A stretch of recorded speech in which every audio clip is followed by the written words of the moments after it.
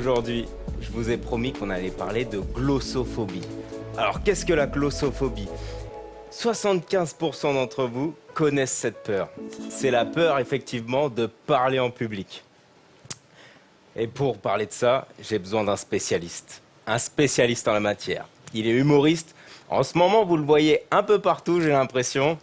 Mon invité n'est autre que Michael Charles. Qu'est-ce que tu fais là? Ah, surprise alors.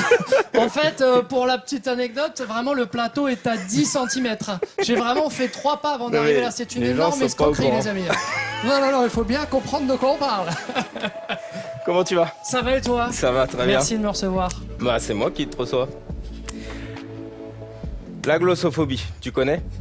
Un petit peu, mais comme tout. Honnêtement, Ouais. est-ce que tu connaissais ce mot avant d'arriver sur le plateau? Non, alors, si je connais, quand j'ai entendu la première fois, j'ai dit la grossophobie. J'ai dit, lui, il est fou en ce moment, parler de ça, il va se faire lyncher. Le confinement, il Là, craque.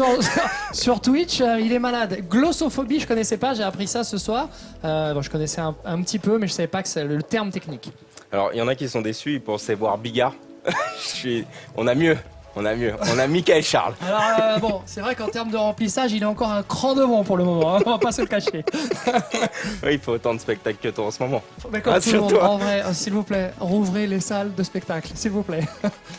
Alors, dis-moi, ton expérience, est-ce que toi, quand tu as pris la parole en public, quand tu as commencé ta carrière d'artiste, c'était aussi simple ou inné, ou tu as dû le travailler, tu as dû... Non, ça se travaille en fait, tout se travaille, c'est ce qu'on se disait en fait. Ça, tu sais, bah, évidemment tu connais, mais quand on est petit, on n'ose pas parler parce qu'on nous dit de se taire. Quand on est ado, on a peur du regard des gens, etc. Donc on n'ose pas. Après, tu as des prédispositions plus ou moins à aller vers les gens, mais globalement, on n'ose pas. Et en fait, ça se travaille. C'est quelque chose qui s'apprend. Il y a des techniques pour apprivoiser cette peur en fait. Dites-nous d'ailleurs si vous connaissez vous des techniques pour aider les gens qui ont peur de prendre la parole en public. Toi, par exemple, tu connais des artistes qui ont cette peur, qui osent pas forcément monter sur scène ou... Non, mais je te prends un exemple simple, parce que j'ai vu une émission sur elle il y a pas longtemps, mais Florence Foresti, Okay. Elle te dit encore qu'avant de monter, et on se parle d'une femme qui remplit des zéniths depuis 10 ans, qui est connue partout en France, et elle te dit avant de monter, j'ai besoin d'aller 10, 15, 20 fois aux toilettes, parce qu'elle a toujours ce trac, entre guillemets, de la première fois. Toi, t'as ton truc? Ouais. Enfin, mon truc. Après, moi, j'aime bien ce petit stress avant de monter. C'est quelque chose qui me plaît aussi. Mais c'est vrai que pour apprivoiser ça, et voilà, je me prépare énormément en fait. J'ai ce qu'on appelle les routines, que vous connaissez aussi en hypnose. J'ai besoin de repérer la scène. J'ai besoin de faire des italiennes, c'est-à-dire répéter mon texte, etc. Pour moi, ça passe énormément par la préparation. Parce que c'est à partir de la préparation que je vais aller au-delà en fait. Tu m'avais dit que la préparation, pour toi, ça représentait 70% de ta réussite. Ouais.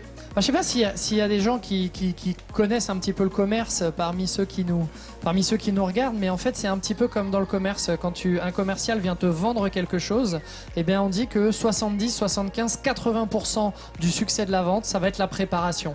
Et ben pour moi le spectacle c'est la même chose. En fait l'art du spectacle c'est de faire croire aux gens que tout est naturel, et pour ça tout est hyper préparé en fait. Alors ce qui est intéressant, c'est que il y en a qui ont leur façon de faire, il y en a qui s'imaginent devant leur miroir en train de faire. Ça marche. Se regarder dans le miroir, c'est savoir comment on bouge, c'est savoir enlever les gestes parasites, ça fonctionne. Ne pas prendre la parole en public est une bonne solution. Au moins, il y en a. Et Malvina, toi. Hop. Alors, Malvina a résolu le problème, merci Malvina. Ce qui est assez cool, c'est que Malvina, elle met en évidence une réaction face à la peur. On a 3 réactions, je sais pas si tu les connais. Non. Alors, on a le repli sur soi, on a la fuite, comme Malvina apparemment, et on a aussi ce côté, on va appeler ça la combativité, c'est ce côté irritable. Un peu comme quand tu es au bord d'une falaise, on est en train de te pousser, tu as tendance à te retourner et puis à en mettre une. Ça t'est déjà arrivé? Je suis moins violent, moi. Non, dans ce cas-là, au bord de la falaise, je fais de la méditation. tu médites, toi? Toi, tu médites. Alors, pour travailler le charisme, aussi parler devant un miroir. Pour toi, tu fais un lien d'ailleurs entre la prise de parole et le charisme? Pour toi, il faut avoir du charisme pour... Non, pas du tout. En fait, encore une fois, tout s'apprend. Moi, je pars du principe. Alors, on va pas apprendre à être astronaute, c'est des étapes, mais je pense que prendre la parole, tout le monde sait le faire. Vraiment, tout le monde parle devant sa famille, tout le monde parle à ses amis. Si tu es capable de faire ça, après, ce sont beaucoup de barrières psychologiques, en fait. Et c'est juste ça, c'est le message. Les gens sont capables de le faire, vraiment. Alors, Sylvain, il donne une technique que tu m'as déjà expliquée, c'est le sourire.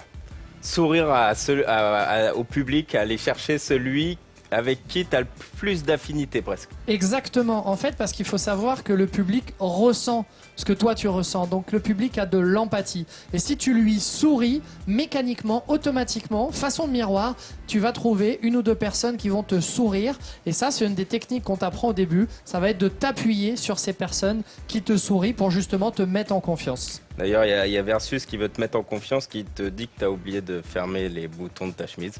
Alors, non, merci Versus. Merci, c'est juste histoire de bien te mettre en confiance. Officiellement, une styliste m'a dit c'est vachement à la mode de ne fermer que le bouton du haut. On ne la citera pas, mais elle est virée. Voilà, virée. Donc tu me disais, pardon, Ça, c'est l'humiliation. Tu vois ce qui vient de se passer. Je sais pas où je te regarde dans les yeux. C'est pas beau ce que tu viens de faire, d'accord? Parce que là, tout le monde se fout de ma gueule derrière. Moi, j'avais tout mis dans cette chemise. J'avais tout mis dans ce bouton, d'accord? Merci Lola. C'est ça? Merci Lola. Donc tu me disais que avant une scène, toi, t'es stressé. Maintenant, je suis en hésitation.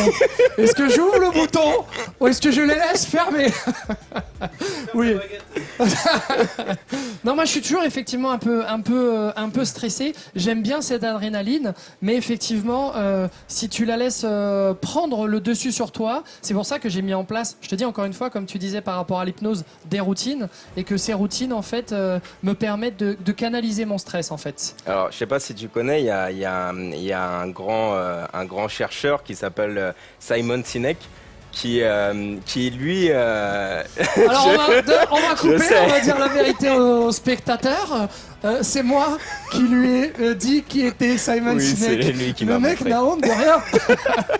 Alors tu m'as montré Simon Sinek et je suis tombé sur une vidéo à lui où il expliquait la différence entre l'excitation de monter sur scène et le stress. Ouais. Et c'est vrai que je pensais stresser avant de monter sur scène, pourtant je savais que je voulais y aller. Et alors, pour tout vous avouer, la première fois que je suis monté sur scène, je priais pour que la foudre tombe sur le théâtre et que jamais on ne fasse le spectacle. Jamais, jamais.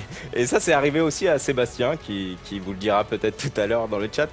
Et au fur et à mesure que, avec l'expérience, ça s'est transformé en excitation et c'est vrai que maintenant j'ai envie d'y aller, j'ai envie d'être sous la lumière et de... Mais c'est ça, c'est cette petite adrénaline en fait qui fait que après, bah voilà, c'est cette petite excitation qui te met au début et après moi je sais que j'ai besoin de ça pour monter sur scène et après comme je te disais, je vais chercher un sourire, un deuxième sourire et puis après, bah, en fonction de ce que tu vas faire, toi l'hypnose ou moi l'humour, bah, tu vas rentrer dans ta routine, tu vas aller chercher moi ce qu'on appelle, je vais chercher mes rendez-vous, mes rires forts qui vont me mettre en confiance, etc. etc.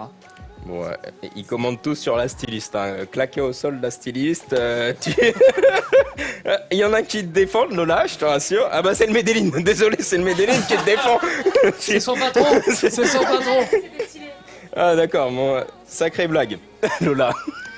Bon alors attends, je tente un truc, j'ouvre le bouton les amis, Allez, et vous me faites les commentaires pour ouvert ou fermé. Voilà, le rendu, hop, vous nous dites ok, pendant 30 secondes on finit et on veut savoir chemise ouverte ou chemise fermée. Attention, de vos réponses vont dépendre son rendez-vous au Pôle emploi. Dit ferme. Ferme, team Lola. Retire la chemise. Ah bah tu vois, gribouille au moins. Alors non, pourquoi? Alors je raconte aussi la chemise en fait, c'est parce que comme le public nous manque énormément et il y a des gens qui nous regardent, j'espère en tout cas ils s'y étaient engagés, de Caen. Voilà, ça c'est la chemise que je mets quand je vais jouer chaque mois à Caen. Et si vous nous regardez, public canet, cette chemise elle est pour vous. Et Lola s'excuse d'avoir des goûts de chiottes. Voilà, merci. Bon alors, juste avant de finir, si voilà, demain il y a une personne qui doit prendre la parole en public, qu'est-ce que tu peux lui conseiller? Moi, vraiment, le conseil, je l'ai dit 3 fois, mais c'est vraiment et on en parlait tout à l'heure avec Samy et Mathieu, c'est déjà de partir du principe que les personnes qui vont être devant vous sont des personnes bienveillantes. Souvent, à l'adolescence, il y a de la moquerie, via le collège, on n'ose pas parler. Et ben, dites-vous que si les personnes sont là, dites-vous qu'elles sont prêtes à vous écouter et qu'elles sont bienveillantes. Et à partir du moment où tu penses que le regard est bienveillant et que tu es bien préparé dans ce que tu vas dire, ben, il n'y a aucune raison que ça se passe mal, vraiment. Le collège, il n'a pas été facile pour toi. Le collège n'a pas été facile. Bon, en tout cas, merci mon Mika. Merci à toi. J'ai 2 bonnes nouvelles pour vous, comme à chaque fois. La première bonne nouvelle, c'est que grâce à Mika, vous avez des conseils pour mieux vous exprimer en public. Le deuxième... Pardon, il m'a perturbé, t'as vu? La deuxième bonne nouvelle, c'est pour toi, Mika, c'est que le petit cours de stylisme, il est offert. tu remercieras Lola. Je remettrai jamais cette chemise, vous m'entendez? Merci beaucoup. On rend l'antenne? On rend l'antenne à à vous les Seb. studios. Alors je reprends la main.